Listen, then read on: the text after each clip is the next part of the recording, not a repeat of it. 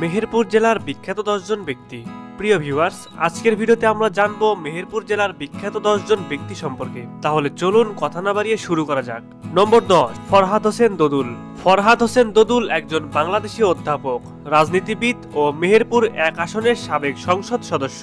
তিনি 2024 সালে অসহযোগ আন্দোলনের মাধ্যমে জাতীয় সংসদ বিলুপ্তের মাধ্যমে সংসদ সদস্য পদ হারান। নম্বর 9, মোহাম্মদ সহিউদ্দিন বিশ্বাস। মোহাম্মদ সহিউদ্দিন বিশ্বাস ছিলেন বাংলাদেশের মেহেরপুর জেলার একজন বিশিষ্ট রাজনীতিবিদ ও মুক্তিযোদ্ধা। তিনি তৎকালীন কুষ্টিয়া 5 ও মেহেরপুর 1 আসনের সাবেক সংসদ সদস্য।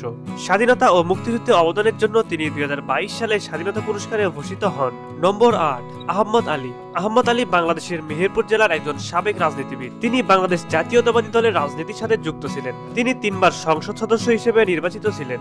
ভাষা আন্দোলনে ভূমিকা রাখার জন্য তাকে 1980 সালে 21 পদক প্রদান করা হয়। নম্বর 7, রফিকুর রশিদ। রফিকুর রশিদ একজন বাংলাদেশী ঔপন্যাসিক ও ছোট গল্পকার। তিনি বাংলা ভাষার অন্যতম কথাসাহিত্যিক হিসেবে পরিচিত। নম্বর 6, শহীদ ওয়ালিল হোসেন, যার প্রকৃত নাম আলী হোসেন। বাংলাদেশের স্বাধীনতা যুদ্ধের একজন বীর মুক্তিযোদ্ধা তিনি। স্বাধীনতা যুদ্ধে তার সাহসিকতার জন্য বাংলাদেশ সরকার তাকে বীর প্রতীক খেতাব প্রদান করে। নম্বর 5, স্বামী নিগমানন্দ পরমহংস দেব। স্বামী নিগমানন্দ পরমহংস দেব নদিয়া জেলার তখনকার সাব ডিভিশন কুতুবপুর নামক ছোট গ্রামে বর্তমান বাংলাদেশের মেহেরপুর জেলার এক ব্রাহ্মণ পরিবারে জন্মগ্রহণ করেন। তিনি শ্রী শ্রী ঠাকুর নামেও পরিচিত। নম্বর 4, আব্দুল মুমিন। আব্দুল মুমিন বাংলার শ্রমিক আন্দোলনের নেতা। 1929 সালের বৃহৎ চটকল ধর্মঘটের অন্যতম সংগঠক ছিলেন তিনি। 1930 সালে বিখ্যাত গারোয়ান ধর্মঘটেও তিনি ছিলেন অন্যতম প্রধান নেতা। ধর্মঘটের কারণে সশ্রম কারাদণ্ড ভোগ করেন তিনি। নম্বর 3, দীনেন্দ্র কুমার রায়। দীনেন্দ্র কুমার রায় অবিভক্ত নদিয়ার মেহেরপুরের বাসিন্দা ছিলেন। 1888 খ্রিস্টাব্দে মহিষাদল হাই স্কুল থেকে প্রবেশিকা পাশ করে কৃষ্ণনগর সরকারি কলেজে ভর্তি হন। নম্বর 2, ইমরুল কায়েস। ইমরুল কায়েস হলেন একজন বাংলাদেশী আন্তর্জাতিক ক্রিকেটার, যিনি খুলনা বিভাগের হয়ে বাঁহাতি ব্যাটার এবং মাঝে মাঝে উইকেটরক্ষক হিসেবে খেলেন।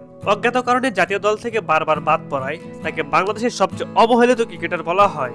নম্বর 1, M A Hannan. M A Hannan হলেন বাংলাদেশের একজন প্রখ্যাত রাজনীতিবিদ। জিয়াউর রহমানের পূর্বেই তিনি বঙ্গবন্ধু শেখ মুজিবুর রহমানের প্রেরিত স্বাধীনতার ঘোষণা কালুরঘাট স্বাধীন বাংলা বেতার কেন্দ্র থেকে পাঠ করেছিলেন। মুক্তিযুদ্ধে অনন্য সাধারণ অবদানের জন্য 2013 সালে তাকে স্বাধীনতা ও মুক্তিযুদ্ধ স্বাধীনতা পুরস্কার প্রদান করা হয়। সুপ্রিয় দর্শক, আপনারা কে কোথা থেকে দেখছেন অবশ্যই আমাদের কমেন্ট করে জানিয়ে দিন। আমরা পরবর্তী ভিডিওতে আপনার নাম ঠিকানা জানিয়ে দিব। এতক্ষণ আমাদের পাশে থাকার জন্য সকলকে জানাই আন্তরিক ধন্যবাদ।